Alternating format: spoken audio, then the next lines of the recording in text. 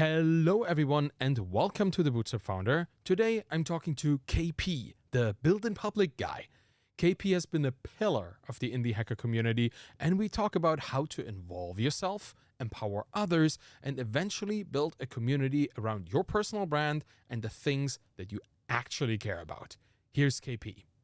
Here's something that I've been wanting to ask you for quite a while, because you have done this founder hotline thing, right? That's been one of your Twitter projects where you're just present and listening and giving advice and having people on to give advice. How did that happen? Because that's such a nice thing. It probably is super draining, and it probably takes a lot of energy from the people being asked, because you're essentially doing a help hotline there. That is such a cool project. Tell me more about it. Thank you. I'm super happy to hear that it caught your attention and like this is how you feel about it.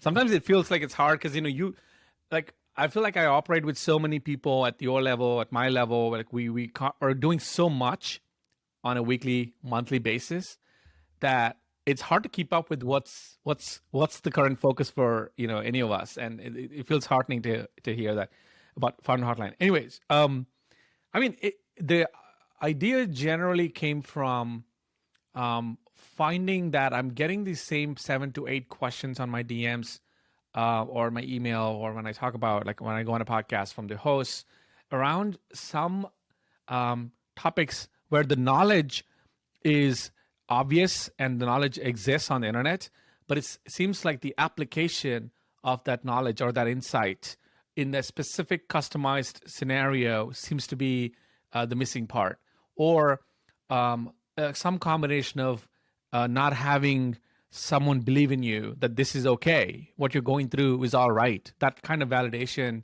and reaffirmation of that step of the journey of a founder seems to be missing. And the way I knew that was from lots of founder conversations. Most of them come to me and they're asking me the questions that I think they know the answers for.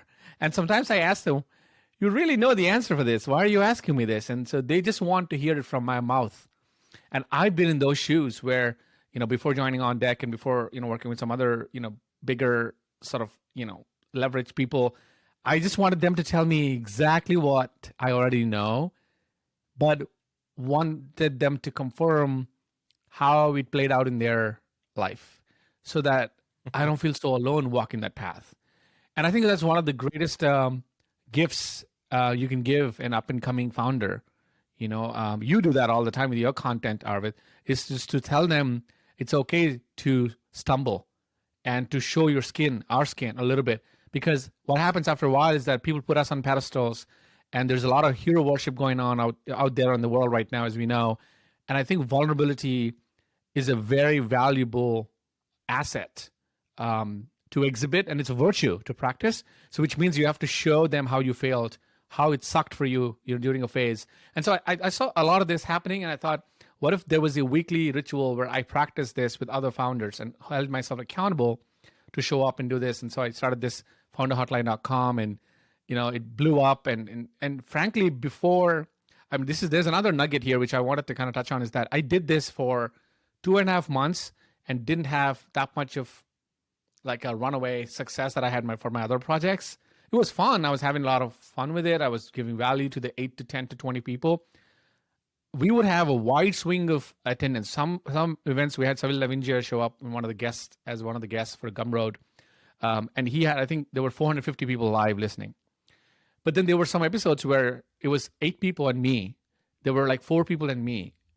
And I was so proud of the fact that I didn't care for those individual milestones. I just kept going.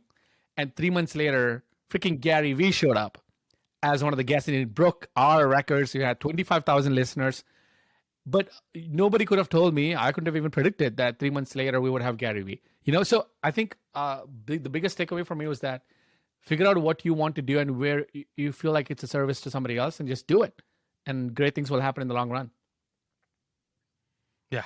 And particularly when you focus not just on people's like clear, visible success, right? But also the struggle beneath it, which is, that's something, in a world where only a few people have success and most people struggle, it's not the success that people can resonate with. It's the struggle, right? It's quite obvious that the struggle is something people can relate to much more than these kind of moments of, I always call this the highlight reel, right? Like nobody wants to see everybody's highlight reel. They want to see like everybody's real reel. That the thing that they actually go through, which is something that you've been doing stellarly. I think the Founder Hotline is great. Your work in the communities you're in, your work like with and I want to talk about all of this today. Like, you know, your no code work and your work in just empowering founders and you're building public stuff. And I find it very exciting because it's also obviously the thing that I do a lot and that I care a lot about. So I can very much resonate, not just with what you do, but also why you do it. And I feel this focus on fundamental health, on leveling the playing field, like on normalizing struggle and not normalizing hustle. Like there's a difference there, right? Like hustle to me is often this kind of aimless work that it's just done because it fills your time and it feels like you're getting somewhere. But the struggle is the part that kind of motivates it. And I think it's more important to talk about the struggle and the underlying unease of being a founder than just the kind of take action now, do this, do this, do this. Maybe that's something we should talk about because it sounds like in all of these different episodes of the Founder Hotline and all these other Twitter spaces that you've been into, and there have been plenty, you have this very reasonable way of getting advice to people without it feeling like it's something that they have to do. And I want to talk about advice in a sense of how can we even take advice? Because both of us are kind of in the advice giving game, at least when you judge us from our very thoughtful tweets that we post all the time, right? Like we try to help people through the medium of text-based or audio-based advice. And often people will ask, well, how can you trust advice? Like, isn't that all just anecdote? Isn't that all just like intent to sell something else? What is your opinion on the power and the dangers of advice? Yeah, no, that's the meaty topic. I mean, I think at the core of it, I keep asking myself a lot of these questions. Like I do so many like disparate, seemingly disconnected projects. Because when I was at On Deck, I was doing the no-code thing. I ran the fellowship. What was even a fellowship, right? So then I had to sell the meaning of fellowship, the purpose of fellowship to people. Then I joined. Then I did a lot of content projects. I did newsletters and I did like my own no-code projects, about 15 of them. And each of them were very disparate. There's like not a lot of commonality in some of the projects that I did. Like a lot of people are much more focused than I am. And I've just been, to me, the metric that matters to me is being able to create stuff. With the Build in Public podcast, 42, 43 episodes now, being able to create that, right? Being able to connect with people and playing to my strengths. So the overarching theme of all of this, along with Founder Hotline and Founder Advice and everything, I've just realized, Arvid, that at the core of my waking hours, I enjoy like guiding people. The very like tangible example I can give is like in my past life, I was probably a tour guide in like Greece or some like India or some place like that. And I just enjoy taking people from point A to point B.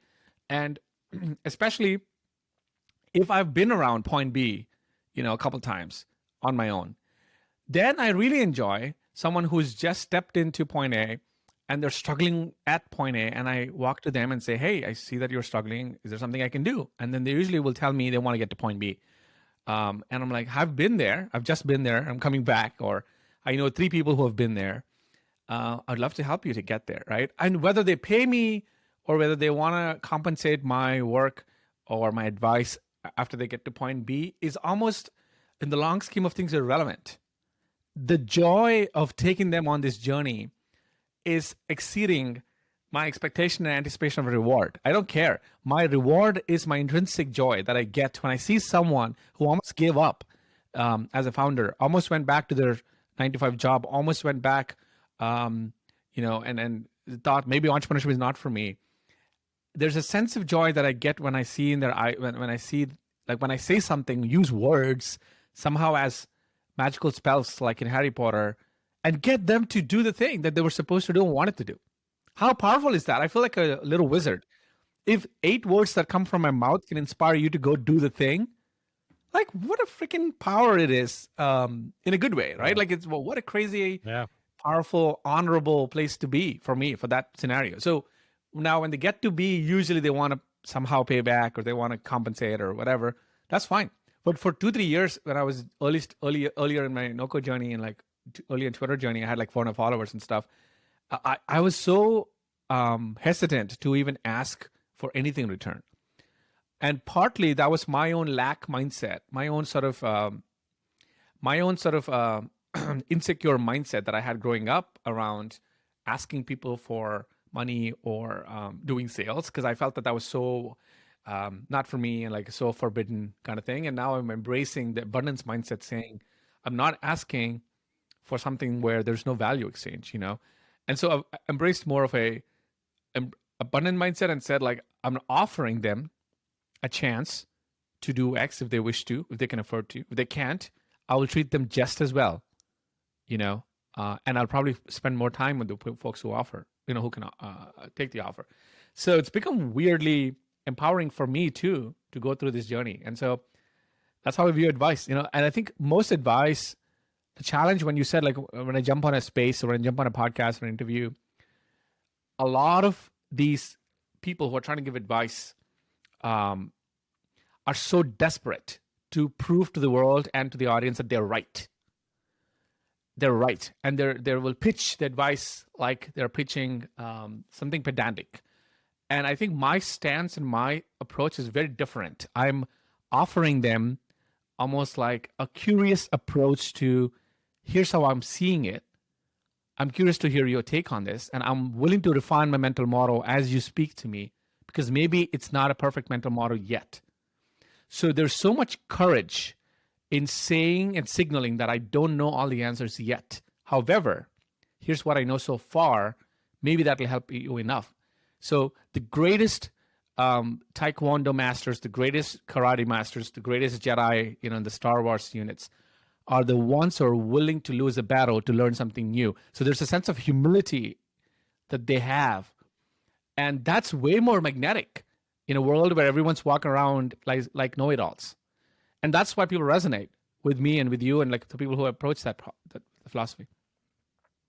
Yeah, you put connection at the center, right? You don't put the pure transfer of knowledge or the accomplishing of a certain particular goal. That's not the goal. The goal is to connect and facilitate, right? It's nice because in a way that's a very selfish approach. Like, obviously, because it's about the connection between you and them, but it's also super selfless because it empowers them to do it on their own because you're just guiding them there. It's like the teacher meant to fish kind of parable, right? That's kind of what you do. But you're right there. You're teaching them. You're not just giving them a guidebook. Like, I've been trying to learn how to fish because I don't really have many people who know it. It's quite literally about fishing now. Like, I don't have many people around me who know how to fish. I've been trying to learn it from books. Super hard. Even YouTube videos, it's not the same.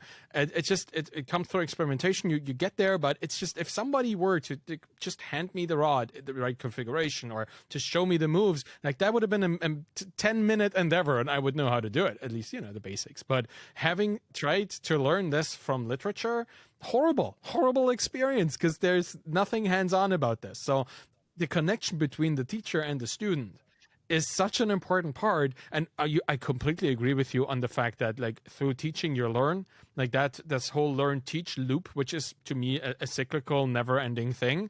That is, I see this at the core of your work. I'm trying to put it at the core of mine as well. So I'll say something else that's a little interesting here. As you mentioned this, the fishing analogy, what came to mind is this like notion around teaching through playbooks, teaching through oral stuff, teaching through some documentation. Actually, if you really think about it from a pure evolution perspective and just like history of mankind, most teaching goes back all the way to the existence of humans, right? Like all the way back, even before there was Gumroad or Teachable or any of these platforms or books, for Really? instance, or right. It goes all the way back. And I feel it's one of the original, human endeavors is to teach your next generation something you've learned through the hard way. There's something about it that's so deep in all of us that we want, even with our kids. Like I have 18-month-old Neil, who I tweet about all the time. there's something so genetic and evolution wise that I feel this need to pass some lessons to him. There's a sense of wishing well for him, and I don't want him to suffer as much as I suffered for whatever reasons.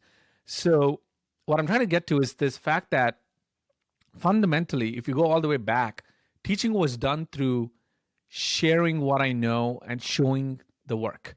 For example, if you and I were like whittling statues and we're 1567 AD, I would have to literally show you how to whittle the statue. There was no books because there was no Gutenberg printing press. We couldn't even find a textbook because there was no textbooks at the time. And there was no tape recorders or any of these things so you can listen to podcasts. So the only way you would get knowledge from my head to your head would be either asking me pointed specific questions like a curious beginner, and me being humble enough and curious enough to see to share my lessons and update my models as I teach you. So the relationship between a teacher and a student is so prehistoric that I think that's why people are always complaining about, oh, teachers will be outdated because there's Google. Oh, no, I don't think so. I don't think so. These are all modern tools that came about to facilitate teaching and get faster, but there will always be scenarios where documentation, guides, docs, all these things can't help.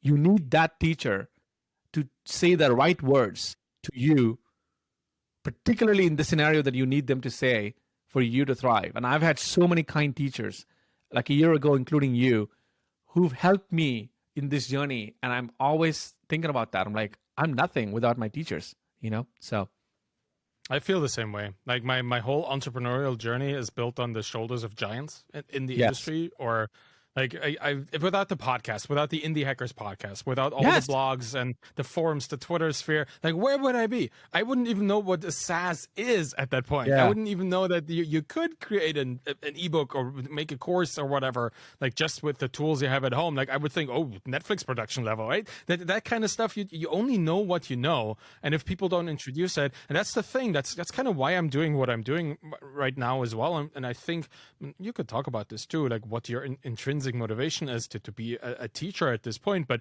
I feel like I have to give this back. Like these people were doing this while they were running businesses. Like 5 years ago, they were going on podcasts, they were recording things, they were recording their own stuff, they were writing like thousands of words a week just to instruct people they didn't even know.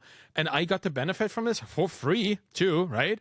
And now that's kind of the motivation why I'm writing and why I'm recording and doing this too, like talking to experts like you. It's kind of, I just want an opportunity, selfishly too, for myself to be able to share it with as many people as possible, right? It's always, this has your motivation too, like this never ending feeling of gratitude and on kind of being responsible to share more.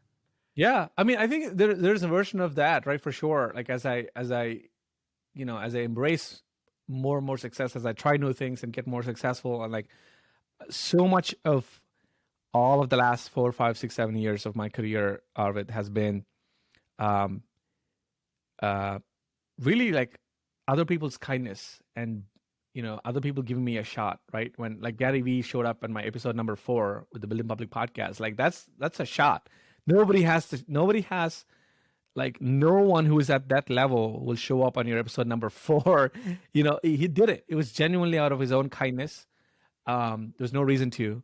Same thing with Alexis Ohanian, same thing with Eric Thornburg. Like everybody who I talked to, Rob Welling the other day, I was asking something about, I forgot, like something about investing in small SaaS companies, indie SaaS companies. And like he chimed in one of the threads, like he didn't need to. I'm constantly shocked at like Tyler Tringus, so many people like Steph Smith. I'm constantly shocked at the openness in our industry, in tech industry. I mean, probably other industries too. Especially there are the combination of people who've tried a lot of ambitious things and people who are willing to give back. That blend of people are my favorite. They're just my favorite. I don't need them to compliment me, or I don't need them to praise me. I think their existence is a compliment in my view, because we're learning a lot just by following them. I think that all the people you just mentioned, I think they all understood how and why community works, like every single one of them, because they're all involved in community in some capacity, and every single person in this list is somebody who's playing the long game, is playing this infinite game of staying in the community, right? Because like for Tyler running the fund, for Rob running the fund and the conference, for Steph with the courses and the teaching, and like for every single person in there is value, not just monetary, but just like real felt perceived growth and wealth and value in staying in this community and making it better. All of them benefit from this in some capacity. So they all know that a community can only grow stronger if you contribute to the community. Every single person, right? That's what makes a community strong and active, is contribution by every single member. I think that's why they're so open about it. And every single one of them I've talked to at some point. I was on Rob's podcast. I'm working with Tyler on something right now. So there's all these little things that in this community happen because everybody contributes in some way. And I think you do the same. Obviously, you're part of the community just as much as they are. And I think they benefit from your kindness just as much as you benefit from theirs, which is such a cool thing, right? That's also something that is, for me, very noticeable. It's not unique to our community, but it's extremely strongly expressed and very clear in the indie founder, indie hacker, like creator and maker community, stronger than in many other communities, probably because we need it. Like, we don't have much support outside of our little community, right? I think the funny thing about entrepreneurship is, like, I feel like we if you take any other field like medicine, like you could be a heart surgeon, you could be a cardiologist, and like, there's a level of certainty you can have about the outcome. Like, if you've done 18 bypass surgeries in the last month, the 19th one is pretty much certain. Like, you actually, a lot of patients expect that certainty. But in business, the challenge is there's no such certainty with the market and the customers, because that's why I feel like a lot of the greats and a lot of people that I look up to, or a lot of times what I tend to do is, like, you just really have to be okay with being humbled by the market's decision. And being flexible, extremely agile to react and be flexible enough to adapt to what they're looking and asking for. And you cannot ever, like, there's no sense of, not stability, but like no sense of like taking it for granted. So when you don't take it for granted, anything's about life. Like, if you don't take your child for granted, if you don't take your dog for granted, if you don't take your spouse for granted, they're much more likely to appreciate you because they feel heard, they feel special, they feel seen, and they're like, wow, this is actually cool. And a lot of my following, a lot of your following, they're surprised when they're like, wow, KP remembers my last name. Or KP remember. I'm like, what do you think? Of course I remember. Like, why else would I follow you, right? Like, right? Wow. So they're like, wow. And I think maybe the expectation coming from maybe other industries is that, oh, you can just be an expert.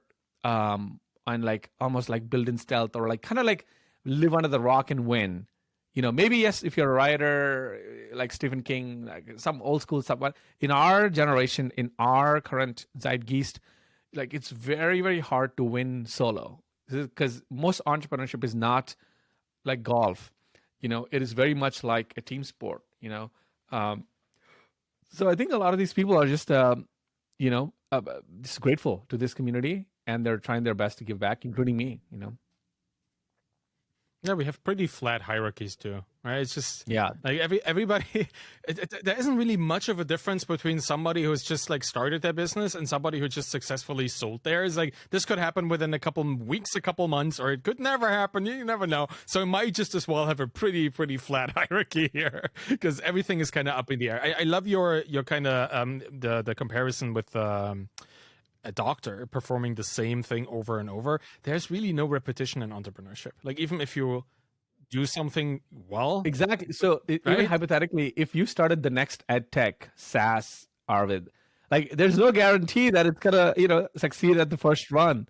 Like, you may have to pivot a lot. You may have to, like, do a lot of changes, but there's no guarantees in business. Yeah, and that's kind of why so many serial founders are kind of constantly looking for problems while they solve another problem.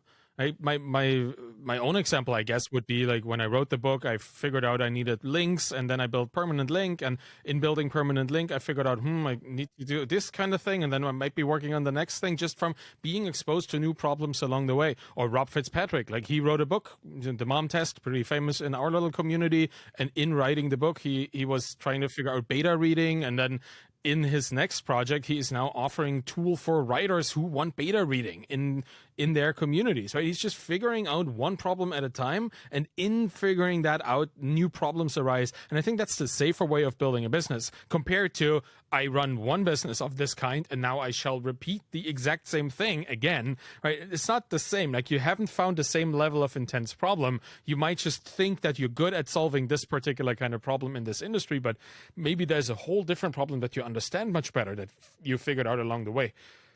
I think serial entrepreneurship is severely misunderstood in many ways.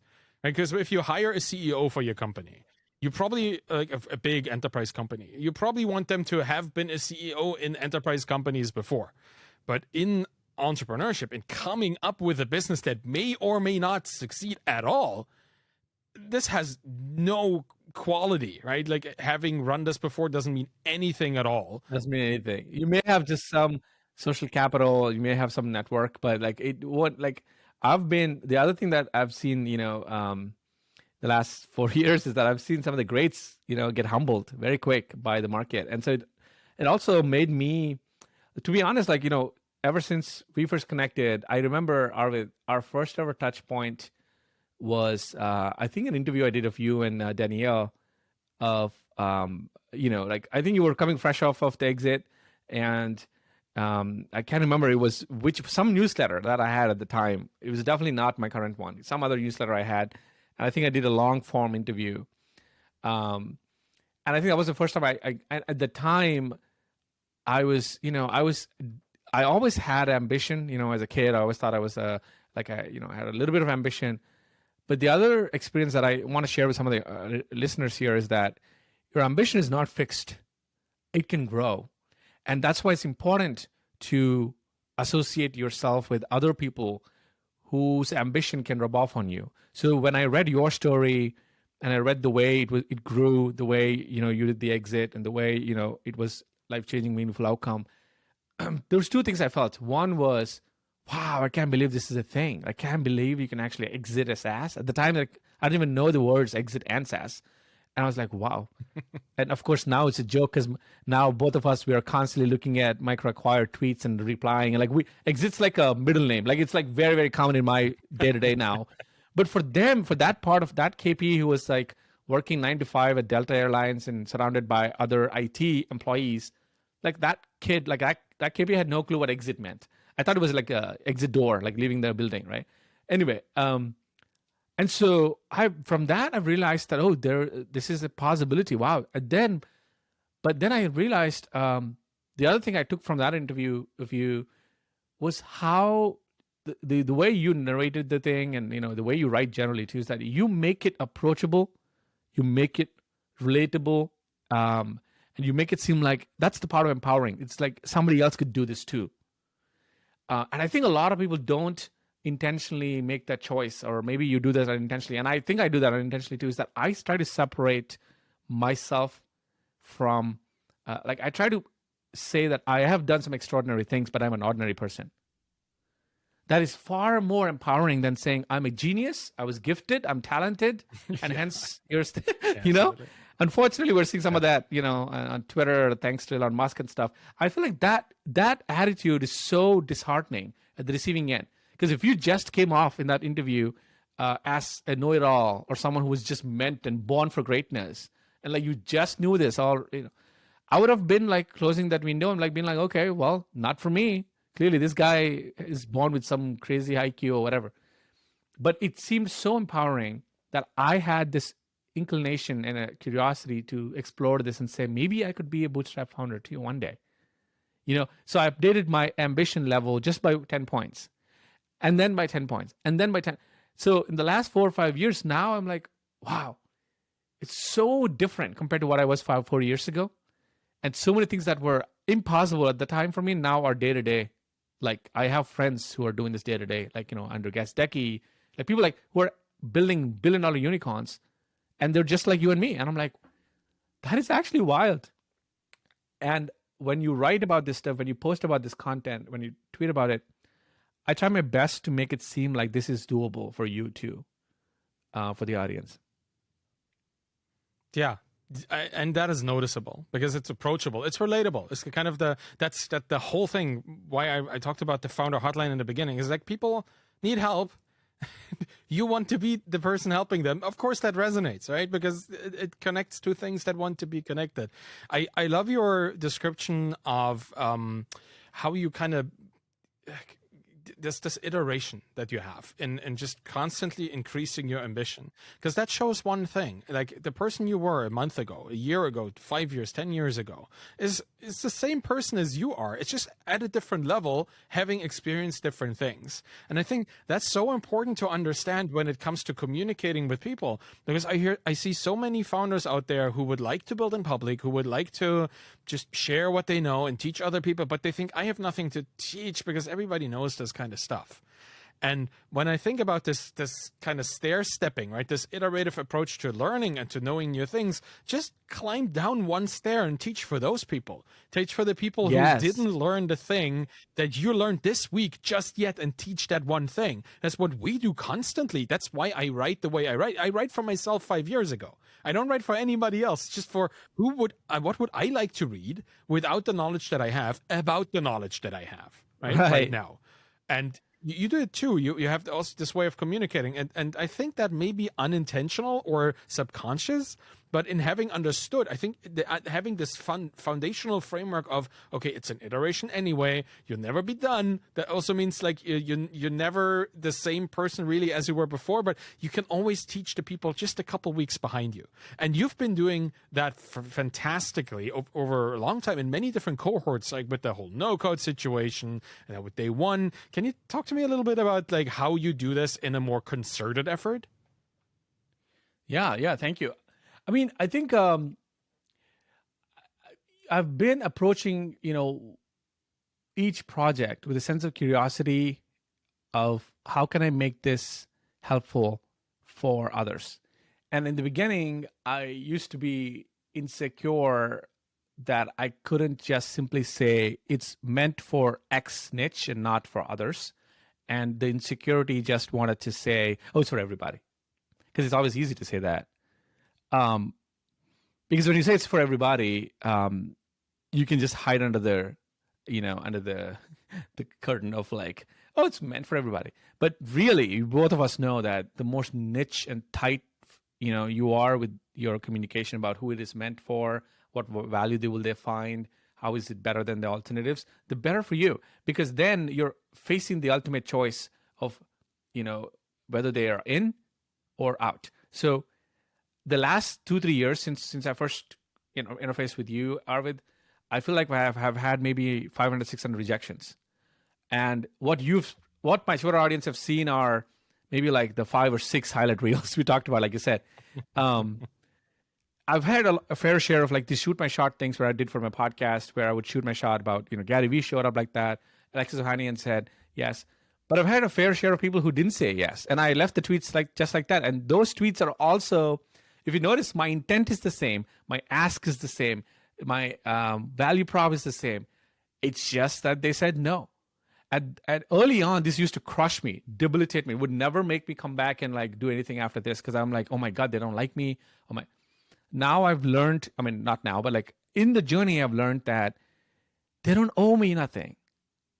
Nobody owes you shit. It's actually an act of kindness, which is one step above decency, that is coming in doing something favorable for you. So if they don't do it, that's A-okay. Like it's no imperative. And maybe they're busy. Maybe they have other 15,000 things to do on that. So removing myself and my ego from the equation and just viewing those individual asks as just asks.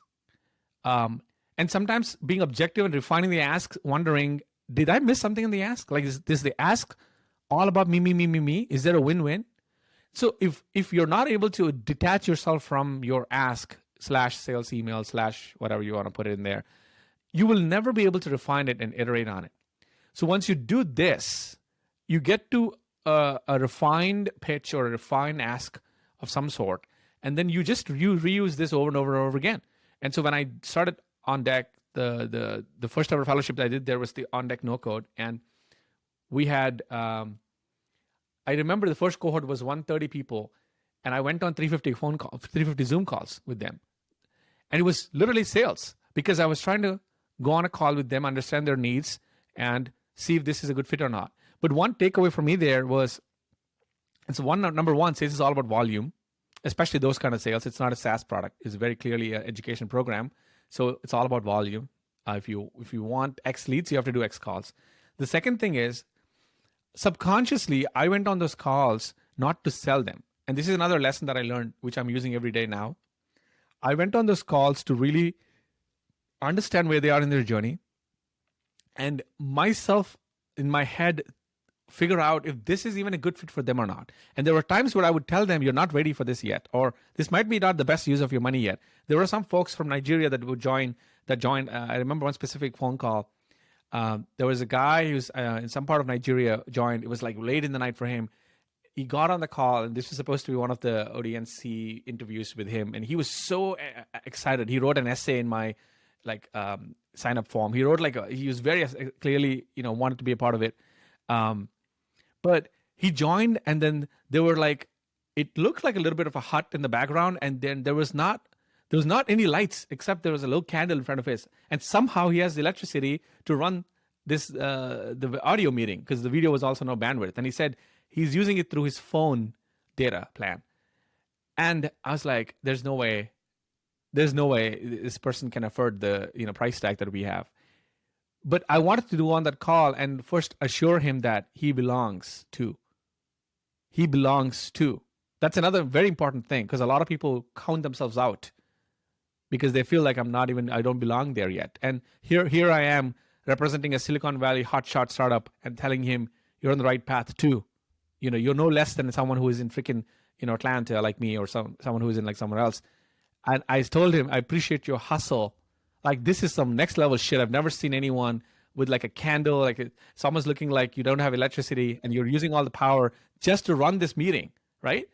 And I gave him a scholarship, and I batted my ass off at the company to get these scholarships going, because it was I had a little 10% or whatever hand in how many scholarships came out, basically 10% of the cohort were scholarships that I could choose, and I made sure that he got in. But off tangent there, but the 300 calls, all the calls I was there, I was trying to just learn what they're up to, point A, and ask them if they wanted point B. What is their aspiration to get to point B? And I would mentally think if the program would be a good use of their time and money to get from point A to point B. If the answer is no, you're not ready yet, and I'll be honest and blunt, that cost me some quote unquote revenue. But most of them came back in second and third and fourth quarters, and then they did the program anyway if they wanted to. So I operated from trust, and I winged it. I didn't have any lessons about that. I didn't take any sales course. I just put myself in their shoes, Arvid, just like how you were saying earlier. What would I want to hear from this guy who's calling me from this company called On Deck? I would want absolute honesty, and I would want trust, and I would want them to tell me if this is good fit or not, honestly. And in our current world, that is very missing. I've been shocked about that. And if you just execute that playbook, you may lose some sales, but in the long run, you're going to be a category winner in whatever you do, in whatever SaaS you are in, because there's that trust is so high. And so I think those 300 calls taught me so much about how sales works. And I think I lost my fear of rejection. And from there on, with day one, it's been even more fun. I just leveled up, and I thought, okay, in this case, we're not just serving no-code founders. We're serving bootstrapped, no-code, DTC, a lot of e-commerce founders. And I just showed up on these calls, and I would just ask about their business and see if it's a good fit or not. Same playbook, really, And I'm doing this for everything, including my content now, my newsletter sponsorships. Everything that I'm doing now, it has a version of, is this a good fit for you or not? Do you think this can work outside of communities like ours? Or feels like ours, but community is such a strong thing? Because honestly, all you're saying is like very trust centric, right? The trust that you know what's good for them, that they understand that if it's not good for them, they can trust you to not sell it to them. All of this is very much trust based, and I'm thinking of our communities where there's a lot of beacons of trust, like you, people who facilitate trust in the community. And then there are industries that are like, don't even know a word that describes it adequately, but shady is probably a good way of describing it, where Right. they're just following the most recent like crypto world developments. And you see lots of industries. Crypto is just one of them where some people, many people, are not really trustworthy. And the community itself is kind of skeptical. If everybody does it work in You know other what? You industries? know what's going on there, though. I think it was such a sad thing to watch because there was a step function upgrade in technology evolution within that industry. I agree, and I'm sure you agree as a technologist that there was a step function upgrade, in technology purely from an infrastructure technology perspective.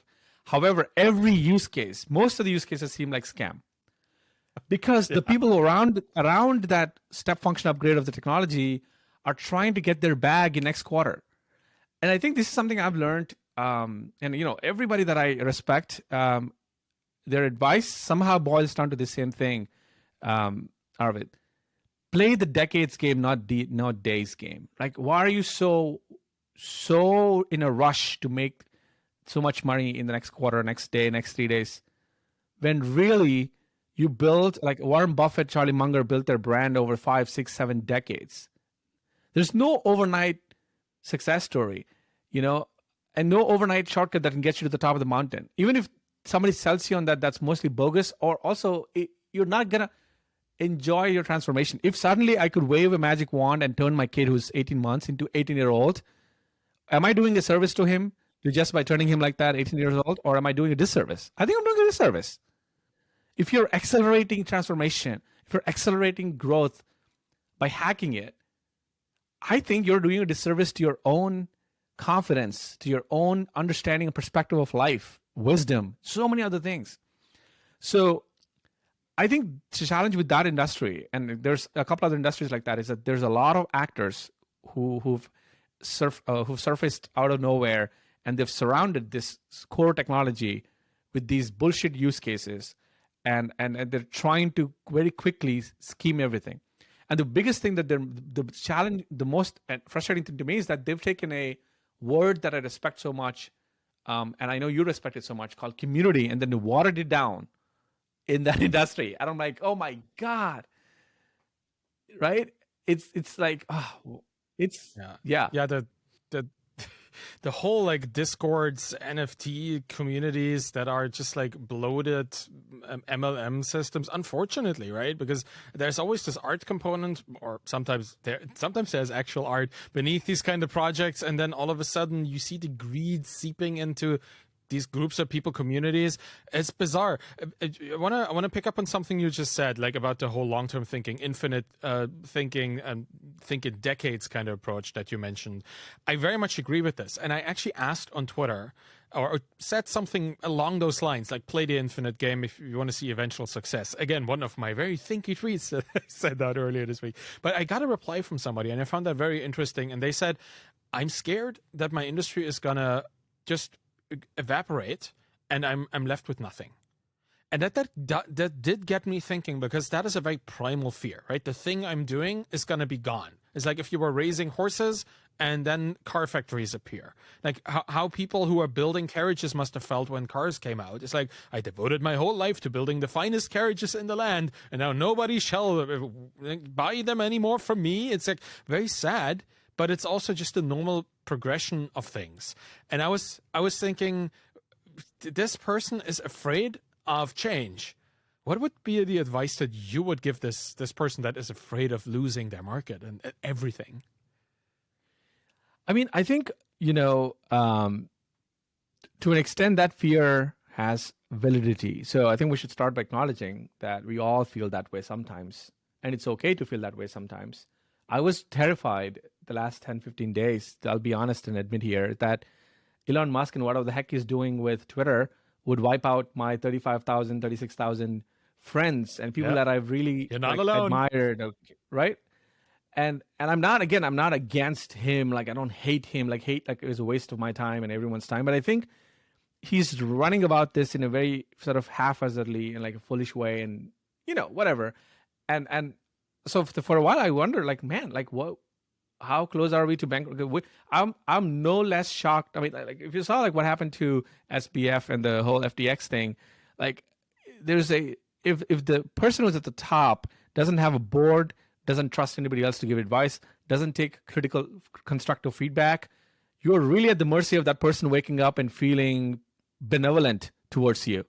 Literally, that's it. Like, if Elon Musk woke up one day and doesn't feel benevolent towards us, he can wipe out the platform or like fire 80% or like, like create a lot. I still don't get, like, I'm sure you know this, like, since the last week, my notification count has sort of evaporated. There's a bug going on right now on the app, iOS app, where you just see the red icon. Like, do you feel this too, or is it just me? I don't get notification I read numbers. that there the backend service, a backend service that has been deploying these notifications, that has been not working for a couple days now. Right. So bizarre. it's not ungodly or unimaginable to think that whoever are following me or have been following those counts or those names and accounts would be mismatched or mishandled or whatever. They could be any version of production bugs. So what I'm trying to say is that primal fear is real. However, I'm of the firm belief that the locus of control of your destiny lies within you. So you get to decide the next step at every, chapter of your life. So sure, something like this happened. That sucks. Your industry is evaporated, whatever. What are you going to do about it? Do you feel like you have the locus of control, or do you feel like some external agent, whether it's government, whether it's an industry, whether it's Elon Musk or some, CEO, whatever, has it? The more you think that you have the locus of control within your hands, the better decisions you're going to take that will like lay the path for you to never fall into the trap ever again, right? That's why I think being a bootstrap founder, being a founder, being someone who is a self-funded, or even like a founder who was running his own or her own business with their own knowledge and insights, I think is so smart. Because I was fired from Delta in March 2020 because of pandemic. It happened. The whole department was fired because the stock fell by 30%, and they clearly couldn't see a way for the stock to rise back up quickly. So they let us go. I came home and I started my biggest no-code project of that year called Kappa. Because I was like, all right, it looks like I have 15 days of free time here. Let me do something fun. And then again, I had to be at the receiving end of an unfortunate news at On Deck, where there was some restructuring thing that happened, and I was the highest ranked NPS employee in the company, and I was given the word about, okay, we can't afford you long enough. We have to think about the future. I mean, they didn't fire me, but it was something on the same result. So then I have to start over again. So every 2 years, my wife and I, we would joke about this, like, she's been a stable job as a school teacher for 11 years, and I think I've changed jobs like 8 times in the last 4 years. Yeah, what do you do about it? What do you do? Like, I think the point is that's why I think in business and entrepreneurship, Arvid, you have to make friendship with risk and uncertainty. Nobody I know is immune to that. Nobody I know. A16Z, like anybody, like Hotline Allen, anyone you take has accepted the reality. It's a little nihilistic to think that, but I think it's practical that, hey, tomorrow you wake up and the market decides they don't want your product anymore. That could happen. What are you going to do about it? I hope that you have some other avenue of intrinsic joy where you can play an infinite game, and there are enough people who are happy to learn from you, and then some portion of that comes back as revenue, And both of us know that once the learning that skill is the meta game. It's not the skill. It's learning the ability to learn the mechanics of what we just learned is the real skill. It's not fishing. It's the fact that Arvid Kahl can channel his innate curiosity about a topic, in this case fishing, and go to whatever lens he can go to learn all that there is through asking people, through reading online, and then to replying immediately, very quickly, iterating on the fly, and within 5 years, he's the best fisherman in Canada. Right? So it's like that is the real game. that's That the is the real dream. game, That's right? what that is. That's the real No, game. Like I think that yeah. Sorry. yes. No, Yeah. please go on. No, I was gonna say like that's what my last 5 years have revealed to me is that I'm not the no code guy. I'm not the building public guy. I'm not the Twitter guy. I'm not the podcast guy.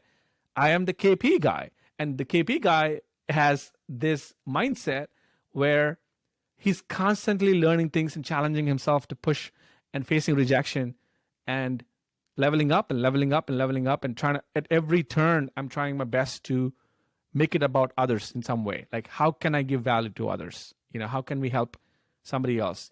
Maybe directly, maybe indirectly. And I think that's the infinite game. As is, Yep. And that's the stuff you take with you, right? I was thinking when I was looking at that message that person sent me, it's like, yeah, that's right. And then the industry breaks away, and then you're left with nothing, but you're still you. Like you lost only the things outside of yourself, right? The business may not work, you may have financial hardship, but the learnings that led you to even have like remote levels of success in that industry, they're all within you. Now go forth and apply them somewhere else, right? Your capacity to solve problems, that's still with you. Otherwise you wouldn't be an entrepreneur. I think that is exactly what it is. Your capacity to learn, your capacity to solve problems beyond the one you're currently solving. And within your case, your personal brand, being that person, showing that to others and being available for them to learn from you and to be guided by you to whatever ends they may have, that will never leave you, no matter which platform you may fall off from. And we should maybe talk about platform dependency here, right? Because obviously the big elephant in the room is where's Twitter going, but talk about that. I want to talk about that. And I want to give you a massive shout out because you were one of the few people, probably you were the only person, but maybe like one of the few who've gotten me serious about writing my newsletter.